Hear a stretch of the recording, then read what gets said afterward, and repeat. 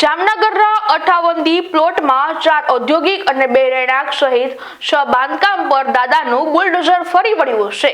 જામનગર જિલ્લાના દિગ્વિજય પ્લોટ સરી નંબર 58 માં આવેલ હિંગરાજ ચોક નજીક નંદધામ સોસાયટીમાં ગઈકાલે સવારે 4 ઔદ્યોગિક એકમ અને 2 રહેણાંક મકાન સહિત કુલ 6 બાંધકામો ગેરકાયદેસર રીતે ખડક્યા હોવાની માહિતી મળતા જામનગર મનપાની એસ્ટેટ શાખા દ્વારા ગેરકાયદેસર દબાણો દૂર કરવાની કામગીરી કરવામાં આવી હતી। સ્થાનિકોના વિરોધ બાદ તંત્ર દ્વારા લગભગ 5500 ફૂટ જેટલી જગ્યાનો રસ્તો ખુલ્લો કરવામાં આવ્યો છે।